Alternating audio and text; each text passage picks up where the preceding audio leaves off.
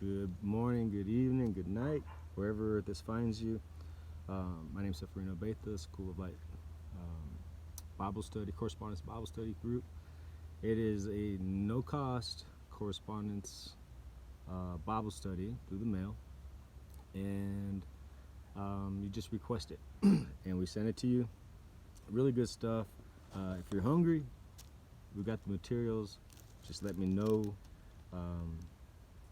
But today we're reading, and this is called School of Light Read Through the Bible video series, and this is Naboth's Vineyard, 1 Kings chapter 21. Sometime later, there was an incident involving a vineyard belonging to Naboth, the Jezreelite. The vineyard was in Jezreel, close to the palace of Ahab, king of Samaria. Ahab said to Naboth, "Let me have your vineyard to use for a vegetable garden, since it is close to my palace. In exchange, I will give you better vineyard, or if you prefer, I will pay you whatever it is worth." But Naboth replied, "The Lord forbid that I should give you the inheritance of my fathers." So Ahab went home, sullen and angry, because Naboth the Jezreelite had said, "I will not give you the inheritance of my fathers." He lay on his bed sulking and refused to eat. His wife Jezebel came in and asked him, "Why are you so sullen? Why won't you eat?" He answered her, "Because I said to Naboth the Jezreelite, 'Sell me your vineyard, or if you prefer, I will give you another vineyard in its place.' But he said, 'I will not give you my vineyard.'" Jezebel, his wife, said, "Is this how you act as king over Israel? Get up and eat. Cheer up. I will get you your vineyard from Naboth the Jezreelite." So she wrote letters in Ahab's name, placed his seal on them, and sent them to the elders and nobles who lived in Naboth's city with him. In those letters she wrote, "Proclaim a day of fasting, and seat Naboth in a prominent place among the people. But seat 2 scoundrels opposite him, and have them testify that he cursed both God and the king. Then take him out and stone him to death." So the elders and nobles who lived in Naboth's city did as Jezebel directed in the letters she had written them. They proclaimed a fast and seated Naboth in a prominent place among the people. Then 2 scoundrels came and sat opposite him and brought charges against Naboth before the people, saying, "Naboth has cursed both God and the king."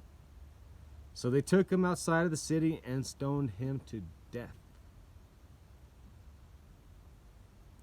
based on the false testimony of 2 people. Then they sent word to Jezebel, "Naboth has been stoned and is dead." As soon as Jezebel heard that Naboth had been stoned to death, she said to Ahab, "Get up and take possession of the vineyard of Naboth the Jezreelite that he refused to sell you. He is no longer alive, but dead." When Ahab heard that Naboth was dead, he got up and went down to take possession of Naboth's vineyard. Then the word of the Lord came to Elijah the Tishbite, "Go down to meet Ahab, king of Israel, who rules in Samaria. He is now in Naboth's vineyard, where he has gone to take possession of it. Say to him, 'This is what the Lord says. Have you not murdered a man and seized his property?' Then say to him, 'This is what the Lord says. In the place where dogs licked up Naboth's blood, dogs will lick up your blood. Yes, yours.'" Ahab said to Elijah, "Since you have found me, my enemy."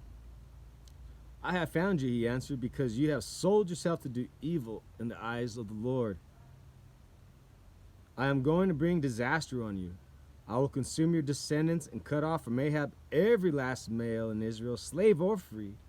I will make your house like that of Jeroboam, the son of Nebat, and that of Baasha, son of Ahijah, because you have provoked me to anger and have caused Israel to sin. And also, concerning Jezebel, the Lord says, dogs will devour your Jezebel by the wall of Jezreel. Dogs will eat those belonging to Ahab who die in the city, and the birds of the air will feed on those who die in the country. There was never a man like Ahab who sold himself to do evil in the eyes of the Lord, urged on by Jezebel, his wife. He behaved in the vilest of manners by going after idols like the Amorites the Lord drove out before Israel. When Ahab heard these words, he tore his clothes, put on sackcloth, and fasted. He lay in sackcloth and went around meekly. Then the word of the Lord came to Elijah the Tishbite. Have you noticed how Ahab has humbled himself before me? Because he has humbled himself, I will not bring this disaster in his day, but I'll bring it on the house in the days of his son. 1 Kings chapter 21. Two people conspiring convinced two other people, scoundrels, to make up false testimonies that kills Naboth.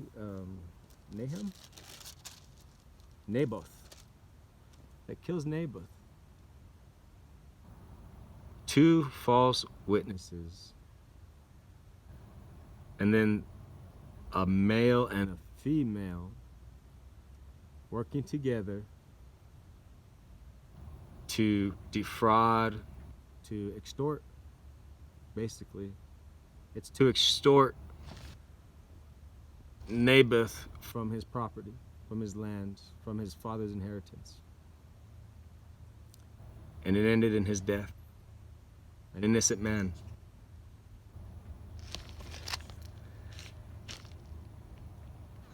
Meditate on these words. Pick up wisdom. That's the one of the biggest reasons I read the Bible is the wisdom that you get from it. This is not unique. This happened from the best, I would just guesstimate without studying it, at least 700 years before Christ. Maybe 600, 500, something like that. Because David was the first king, not the first king, I guess Saul was, but since David's time it was like 700 BC, so this is a few kings later. Ahab, the vilest, there was never been a man like him, who sold himself to do evil in the eyes of the Lord, urged by Jezebel. And it happens today, 2020.